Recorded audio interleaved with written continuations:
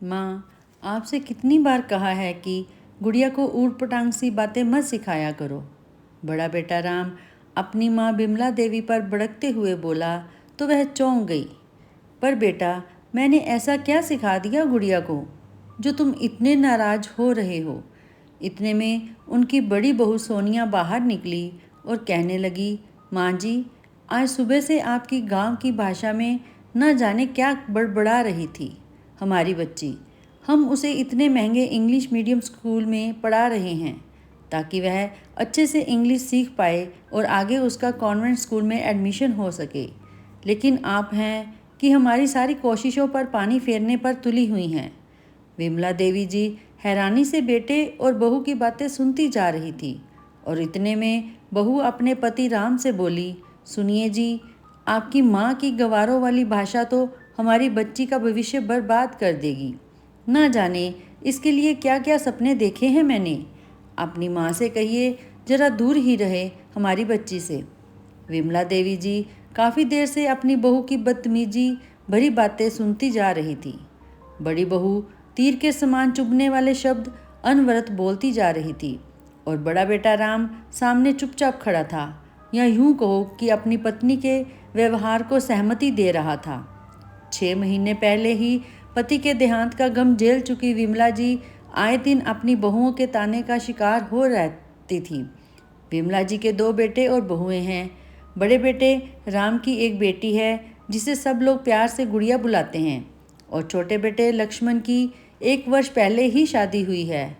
हुआ यूं था कि विमला देवी जी अक्सर काम करते हुए अपने गांव के लोकगीत गुनगुनाया करती थी और इन गीतों के साथ जुड़ी अपनी बचपन की यादें ताज़ा कर लिया करती थी। एक दिन गुड़िया ने अपनी दादी को यह गीत गाते हुए सुन लिया और तोते की तरह कुछ शब्दों को रट लिया। नतीजन बड़ी बहू ने इतना बड़ा बवाल खड़ा कर दिया।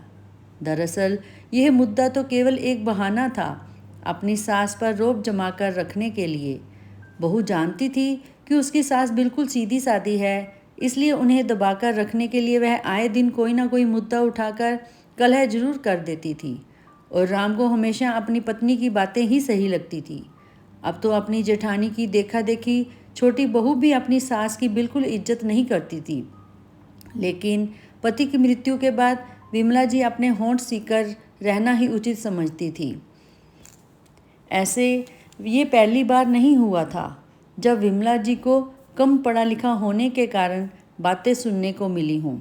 कारण था कि विमला गांव के सरकारी स्कूल में पढ़ी थी, जहां अंग्रेजी विषय पर कुछ खास ध्यान नहीं दिया जाता। ऊपर से गांव में रहने के कारण उसकी भाषा पर ग्रामीण शब्दों का प्रभाव था। शादी के बाद कुछ वर्षों तक उन्हें अपनी ननदों से देहाती और गंवार होने के ताने मिलते रहते थे। लेकिन जब पढ़े लिखे और नौकरी पेशा माँ बाप की बेटी सोनिया विमल जी की बहू बनकर घर में आई, उसके बाद से ऐसे ताने देने का मोर्चा बहू ने संभाल लिया। इतने सालों से लगातार अपमानजनक शब्द सुनते सुनते विमला जी का आत्मविश्वास भी बहुत कम हो गया था। अब उन्हें किसी से बात करने में भी झिझक होती थी। कभी कभी वह खुद से ही पूछ बैठती थी, क्या मैं सचमुच पढ़ी लिखी नहीं हूँ? क्या मैं अनपढ़ हूँ? छोटे से गांव के साधारण से परिवार से संबंध रखती थी विमला देवी, जिनके जन्म पर दादी फूट फूट कर रोई थी, क्योंकि 2 बेटियों के बाद वह तीसरी बेटी का बोझ भी उन पर पड़ गया था। उनके परिवार पर घर की मुखिया दादी थी। पिताजी दादी की हर बात मानते थे, तो माँ का जीवन भी दादी के इशारों पर ही चलता था। माँ को तो कुछ कहने का अधिकार कभी था ही नहीं। माँ पिताजी को वही करना होता था जो दादी कहती थी, सो तीनों बहनों का जीवन भी दादी के ही इशारों पर चलने लगा। पढ़ लिख कर अपने पैरों पर खड़ा होना विमला का बचपन से ही सपना था, लेकिन गांव के सरकारी स्कूल से 10वीं पास करते ही दादी का फरमान आ गया कि पढ़ाई लिखाई बंद करके अब घर के काम करो। लेकिन मैं पढ़ना चाहती हूँ बाबूजी, कुछ करके दिखाना चाहती हूँ, विमला ने अपने पिता से कहा। तो रोब भरे स्वर में दादी बोली, थोड़ा सा पढ़ लिख गई हो तो सिर पर बैठ गई हो, और ज़्यादा पढ़ गई तब तो कैंची की तरह जबान लड़ाओगी। जाने क्या क्या देखना पड़ जाएगा हमें। अब घर बैठकर सिलाई कढ़ाई सीखो। विमला के तमाम विरोध के बावजूद पिता ने वही किया जो दादी ने कहा। विमला ने पढ़ लिख कर आत्मनिर्भर बनने की बात की तो इस बात को यह कहकर रफा दफा कर दिया कि अब अपने घर में ही पढ़ना लिखना और आत्मनिर्भर बनना। विमला अवाक रह गई थी यह सोचकर कि ये किसका घर है जहाँ मैंने जन्म लिया, जहाँ मैं अब रह रही हूँ। लेकिन पढ़ाई लिखाई की जिद थी विमला में, तो अपनी सहेलियों से ही किताबें मांग कर ले आती और छुप छुप कर पढ़ाई कर लेती।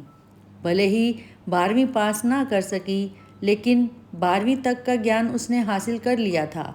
महज 18 साल की उम्र में उसका विवाह बड़े शहर के एक परिवार के 30 साल के लड़के से कर दिया गया।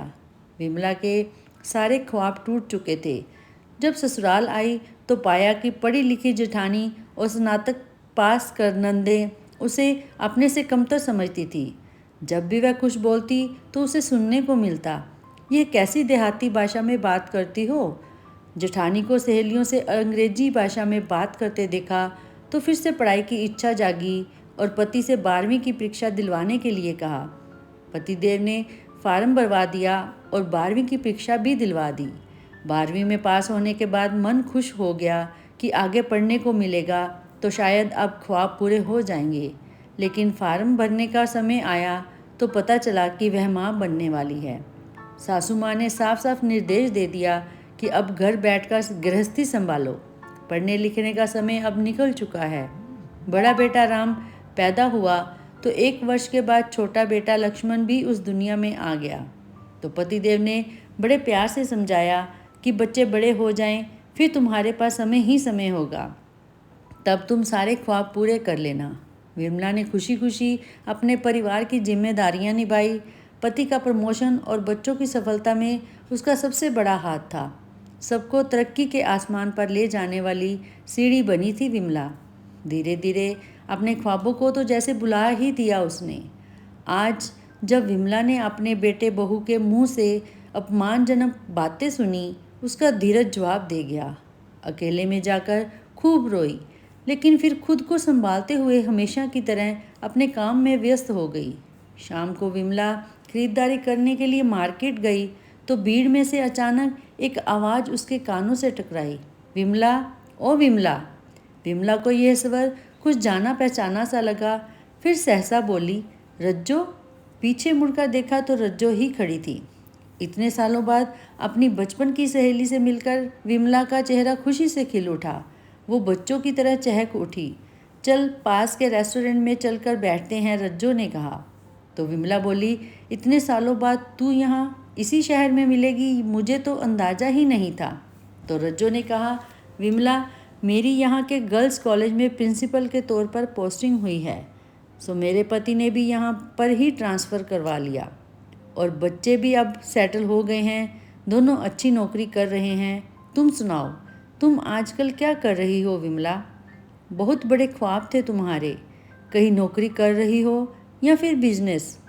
रज्जो द्वारा पूछे गए इस प्रश्न पर विमला अचानक ठिठक गई। चेहरे पर निराशा के भाव घिर आए और सोचने लगी, क्या ख्वाब भी थे मेरे? फिर याद आया, हाँ, ख्वाब तो बहुत बड़े बड़े थे मेरी इन आँखों में। सोचते सोचते आंखें आंसुओं से भर आई और रुंधे गले से बोली, ख्वाब पूरे करने वाले पति ही अब ना रहे रज्जो। 6 महीने पहले ही मुझे अकेला छोड़कर इस दुनिया को अलविदा कह गए। यह बात सुनकर रज्जो को झटका लगा। विमला की आंखों से आंसू पोंछते हुए रज्जो उसके गले लग पड़ी। कुछ देर बाद रज्जो ने पूछा, तो आत्मनिर्भर बनने के बारे में सोचा क्यों नहीं तुमने? अपनी पढ़ाई करके शिक्षिका बनना चाहती थी मैं। शादी से पहले दादी के हिसाब से ज़िंदगी चलती थी। शादी के बाद सास ने चूल्हा चौका संभालने को कह दिया और अब बेटों की शादी हो जाने के बाद बहुओं के इशारे पर नाच रही हूँ। बहुएं नौकरी कर रही हैं तो मैं आज तक घर का चूल्हा चौका ही संभाल रही हूँ। ऊपर से अनपढ़ गवार का तगमा मेरे सिर पर लगा है। सो अलग, अब तो उम्र भी बीत गई है। इस उम्र में तो मैं पढ़ाई नहीं कर सकती ना। ख्वाब पूरे ना कर पाने की वर्षों पुरानी टीस आज विमला के आंसुओं के जरिए बाहर आ निकली। रज्जो अवाक रह गई और हैरानी से उसे देखती रही। फिर अचानक गुस्से में बोली, क्यों? अभी कौन सा समय बीत गया और क्या हुआ है तेरी उम्र को? लेकिन रज्जो, अब अपने ख्वाब पूरे करने निकलूंगी तो सबसे पहले तो घर के लोग ही मुझ पर हंसेंगे और जग हंसाई होगी सो अलग। विमला, तू तो ऐसी ना थी। मेरी सहेली विमला तो कभी हार ही नहीं मानती थी। मेरी बात ध्यान से सुन। लोग एक दिन हंसेंगे, दूसरे दिन बोलेंगे, फिर तीसरे दिन भूल जाएंगे। तू लोगों की मत सोच। तू वह कर जो तुझे करना है, जो तुझे खुशी देता है। यह बात हमेशा याद रखना कि जिंदगी तुम्हारी है, लोगों की नहीं। विमला अपने अंदर की उस चुलबुली और बेबाक लड़की को जगा जो अपनी दादी के सामने भी बोलने की हिम्मत रखती थी। तो आज भी वह सब कुछ कर सकती है जो उस समय कर सकती थी। हो सकता है पहली बार में सफलता ना मिले, लेकिन तुम हिम्मत रखकर डटी रहना। हार कभी मत मानना। सफलता तुम्हारे कदम चूमेगी। रज्जो ने विमला को अपना विजिटिंग कार्ड दिया और बोली, जब तुम्हें अपनी पढ़ाई शुरू करनी हो तो मुझसे आकर मिल लेना। मैं तुम्हारे लिए कॉलेज में स्पेशल क्लासेस का प्रबंध करवा दूंगी। सहेली की बातों ने विमला में जैसे नई हिम्मत का संचार कर दिया। उसे ऐसा लगा जैसे किसी ने उसे गहरी नींद से जगाया हो। जैसे जैसे वह घर की ओर बढ़ती जा रही थी, उसके दिल में अपने वजूद की पहचान बनाने की तड़प सी बढ़ती जा रही थी। यही समय है अपने ख्वाबों को पंख लगाने का। सोचते हुए विमला ने घर का प्रवेश द्वार खोला। सामने देखा, दोनों बेटे राम और लक्ष्मण घर पहुंच चुके थे और बहुएं रसोई घर में खाना पका रही थी। शॉपिंग बैग को एक तरफ रखते हुए विमला ने उसी समय बात करने की ठानी और आकर सबके साथ बैठ गई। दोनों बहुएं भी बाहर आ गई। अच्छा हुआ तुम सब यही बैठे हो, मुझे तुम कुछ लोगों से बात करनी है, विमला ने कहा। दोनों बेटे विमला जी की बात सुनकर कुछ हैरान से हुए और बोले, क्या हुआ माँ, क्या बात करनी है? बहुत वर्षों से मेरे कुछ ख्वाब थे जिन्हें मैं पूरा करना चाहती थी। मुझे लगता है अब वक्त आ गया है, विमला जी बोली। तो राम ने कहा, माँ साफ साफ बताओ क्या कहना चाहती हो? मैंने तय कर लिया है, मैं आगे पढ़ना चाहती हूँ। विमला ने अपनी बात रखी तो सब हैरान हो गए। मंदिर और सत्संग के अलावा यह कौन सा नया शौक पाल लिया है आपने सासू माँ? यह भी कोई पढ़ाई करने की उम्र है? कुछ तो सोचकर बोला कीजिए, बहू तंज कसने के इरादे से बोली। माँ आप ठीक तो हैं? ये कैसी बहकी बहकी बातें कर रही हैं आज?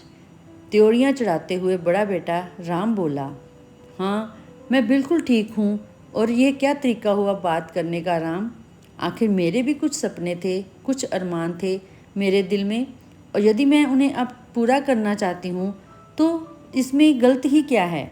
इसमें सही भी क्या है माँ? लक्ष्मण की आवाज़ आई। आप इस उम्र में पढ़ाई करने के लिए निकलेंगी तो आस पड़ोस के लोग क्या कहेंगे? और फिर मेरा ससुराल भी तो इसी शहर में है, वहाँ मेरी क्या इज्जत रह जाएगी? और मेरे दोस्त, वो लोग तो मुझ पर हंसेंगे, मेरा मजाक उड़ाएंगे। छोटी बहू त्रिशा भी कहाँ चुप रहने वाली थी। ताना कसते हुए बोली, माँ जी अभी अभी पिताजी की मृत्यु हुई है और आपको यह सब करने की सूझ रही है। और यदि यह सब कारनामे करने ही हैं तो कहीं और जाकर कीजिए। इस घर में ये सब नहीं चलेगा।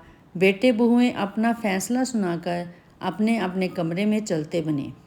विमला जी वहीं स्तब्ध सी बैठी रह गई, लेकिन इस बार उनके बागी मन ने बेटे बहुओं के फरमान को मानने से पूरी तरह इनकार कर दिया। उन्हें एहसास हो गया था कि यदि अब भी वो हमेशा की तरह दब गई तो सिर्फ अफसोस ही रह जाएगा ज़िंदगी में कि अपनी छोटी छोटी ख्वाहिशों को भी पूरा नहीं कर पाई। अगले दिन सुबह विमला जी ने सोच लिया कि उन्हें अपने ख्वाब कैसे पूरे करने हैं। जब सब लोग तैयार होकर अपने अपने काम पर चले गए तो विमला जी भी कॉलेज जाने के लिए निकल गई। कॉलेज पहुंची तो प्रिंसिपल ऑफिस के बाहर बड़े बड़े अक्षरों में लिखा था, डॉक्टर रजनी वर्मा। मन ही मन सोचने लगी, कितना गर्व महसूस करती होगी रज्जो अपने नाम पर। इतने में गार्ड आकर पूछने लगा, किससे मिलना है आपको? प्रिंसिपल से मिलना है, विमला जी ने कहा। तो गार्ड उन्हें ऑफिस में ले गया। विमला को अपने सपनों के और कदम बढ़ते देखकर रज्जो बहुत खुश हुई। विमला जी का स्नातक प्रथम वर्ष के एडमिशन के लिए फॉर्म भर दिया। लेकिन जब विमला जी ने अपनी सहेली से कहा कि घर के हालातों के कारण वह प्रतिदिन क्लास अटेंड नहीं करने आ पाएगी, तो रज्जो कुछ सोच में पड़ गई। लेकिन उसके बाद तुरंत चेहरे पर मुस्कुराहट बिखेरते हुए कहने लगी, इसका भी हल है मेरे पास। जो विद्यार्थी कक्षा अटेंड करने के लिए कॉलेज नहीं आ पाते, उन्हें हम वीडियो के जरिए लेसन उपलब्ध करवा देते हैं। कल से रोज के कक्षा कार्य की वीडियो तुम्हारे पास मोबाइल में भेज दी जाएगी। तुम्हें कॉलेज में केवल परीक्षा देने के लिए ही आना होगा। अगले दिन से ही विमला जी ने बेटे बहुओं की जाने के बाद पढ़ाई करनी शुरू कर दी। पढ़ाई की शौकीन विमला जी रात को भी पढ़ने के लिए 2 घंटे का समय अवश्य निकालती थी। दोनों बहुओं को कभी कभी कुछ शक भी होता कि माँ जी ने मोबाइल फ़ोन के साथ कुछ ज़्यादा ही समय बिताना शुरू कर दिया है और कहीं आती जाती भी नहीं। लेकिन फिर बात रफा दफा हो गई। उधर समय समय पर रज्जो फ़ोन करके विमला जी की पढ़ाई के विषय में जानकारी लेती रहती थी। पढ़ाई करते करते अब विमला जी ने आत्मविश्वास वापस लौट रहा था। समय बीतने लगा। देखते ही देखते 3 साल बीत गए। आज विमला जी कुछ बेचैन थी, क्योंकि आज उनकी परीक्षा का परिणाम आना था। रसोई घर का काम करते करते विमला जी इसी बारे में सोच रही थी कि इतने में रज्जो का फ़ोन आया। विमला, तुमने आज का अखबार पढ़ा? अरे, तुमने तो कमाल कर दिया। ग्रेजुएशन की तीसरे वर्ष की परीक्षा में तुमने पूरे राज्य में प्रथम स्थान हासिल किया है। विमला, तुमने हालातों से लड़कर न केवल ग्रेजुएशन की डिग्री हासिल कर ली, बल्कि प्रथम स्थान हासिल करके अपने जैसी अन्य औरतों के लिए एक उदाहरण पेश किया है। विमला जी तुरंत जाकर अखबार खरीद कर लाई। देखा, अखबार में प्रथम पृष्ठ पर उसकी फ़ोटो के साथ हेडलाइन लिखी हुई थी, पढ़ाई लिखाई की कोई उम्र नहीं होती। आप जिस उम्र में चाहें उस उम्र में पढ़ाई की तरफ लौट सकते हैं। ऐसी मिसालों को जिंदा रखने में योगदान दिया है 50 वर्ष की विमला देवी ने। अखबार में अपना नाम और तस्वीर देख विमला जी फूले नहीं समा रही थी। आज उनकी आंखों में जो चमक और चेहरे पर संतुष्टि के भाव आए, वो आज से पहले कभी नहीं आए थे। विमला जी मन ही मन सोच रही थी कि जब वह ये बात अपने बेटे बहुओं को बताएगी और अखबार के पहले पन्ने पर अपनी फ़ोटो दिखाएगी, तो उन्हें एहसास होगा कि अपनी माँ को पढ़ाई करने से मना करके कितनी बड़ी गलती कर रहे थे वे लोग। आज मेरे बेटे गर्व महसूस करेंगे मुझ पर, सोचते हुए अंदर ही अंदर उत्साहित होती विमला जी से अब और इंतज़ार ना किया जा रहा था। शाम को सब बेटे बहू घर आए तो विमला ने बड़ी खुशी खुशी अखबार उनके सामने रख दिया। बड़ा बेटा राम अखबार पढ़कर हैरान रह गया और गुस्से से उसकी त्योरियां चढ़ गई। माँ, यह सब करके आखिर आप साबित क्या करना चाहती हैं? पहले भी आपको यही बात समझाई थी कि यह सब नौटंकी करनी है तो कहीं और जाकर कीजिए। अखबार देखकर बड़ी बहू बोली, अच्छा, तभी मैं सोच रही थी इतने दिनों से माँ जी फ़ोन पर क्या कर रही हैं, तो ये गुलगिला खिला रही थी आप। बहू, थोड़ा तमीज़ से बात करो, ये कैसा तरीका हुआ मुझसे बात करने का? विमला जी ने विरोध जताया। बड़ी बहू, जब तक मैंने पढ़ना शुरू नहीं किया था तब तक मैं तुम्हें अनपढ़ और गंवार लगती थी और दिन भर तुम मुझे इसी बात के ताने दिया करते थे। अब यदि मैं पढ़ाई कर रही हूँ तो इससे में भी तुम्हें शर्मिंदगी महसूस हो रही है। मेरी पढ़ाई लिखाई तुम्हें नौटंकी लग रही है। तुम लोग तो नौकरी पर चली जाती थी, मैं पीछे घर का सारा काम निपटाकर अपनी पढ़ाई शुरू करती थी। अपने ये ख्वाब तो मैं बहुत पहले पूरा करना चाहती थी, लेकिन अपने बेटों के लिए मैं अपने ख्वाबों को भी भूल गई। फिर अपने बेटों की तरफ देखते हुए बोली, तुम दोनों की सफलता में अपनी सफलता देखी है मैंने। जब तुम अपनी कक्षा में प्रथम आते थे तो मुझे लगता था कि मेरी जीत हुई है, लेकिन इस बात का एहसास मुझे आज हुआ कि कितनी गलत थी मैं और अपनी औलाद के पीछे अपने सपनों को भूल गई थी।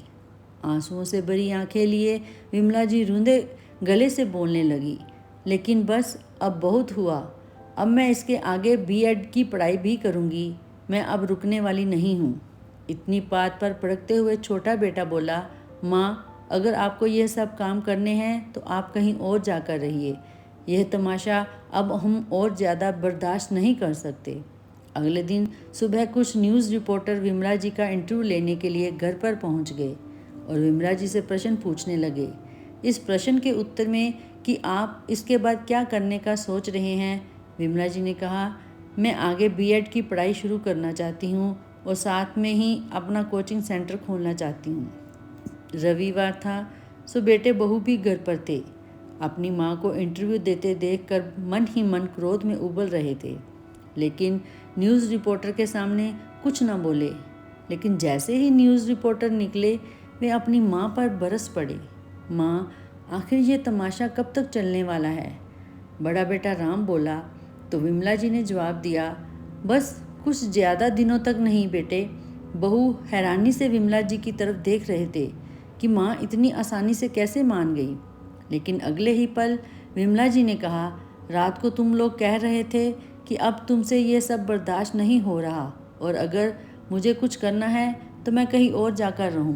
इसलिए मैंने फ़ैसला ले लिया है कि अगर जाना ही है तो तुम लोग घर छोड़कर जाओगे, मैं नहीं, क्योंकि यह घर मेरा है और 10 दिन में मैं इस घर में कोचिंग सेंटर शुरू करने वाली हूँ। इसलिए जितना जल्दी हो सके अपना रहने का इंतज़ाम कहीं और कर लो। विमला जी अपने बेटे की आंखों में आंखें डालकर कहा। विमला जी की यह बात सुनकर उनके बेटे और दोनों बहुएं अवाक रह गई। वह हैरान थे कि उनकी माँ में इतना आत्मविश्वास अचानक कैसे जाग उठा। बड़ी बहू अभी कुछ बोलने ही वाली थी कि तभी विमला जी बोली, बहू, अभी मेरी बात ख़त्म नहीं हुई। रोज़ रोज़ की जिल्लत भरी ज़िंदगी जीने से अच्छा है कि मैं आत्मनिर्भर बनकर अकेले रहूं और आत्मविश्वास के साथ अपना जीवन व्यतीत करूं। ये सुनकर बेटे बहू जड़वत रह गए, लेकिन कुछ करने में असमर्थ थे, क्योंकि मकान विमला जी के नाम पर ही था। विमला जी अपना फैसला सुनाकर अपने कमरे में चली गई। अगले ही दिन मकान के बाहर एक बड़ा सा बोर्ड लगाया जा रहा था। विमला जी गर्व भरी मुस्कान के साथ उसकी ओर देख रही थी। बोर्ड पर बड़े बड़े अक्षरों में लिखा था, विमला कोचिंग सेंटर।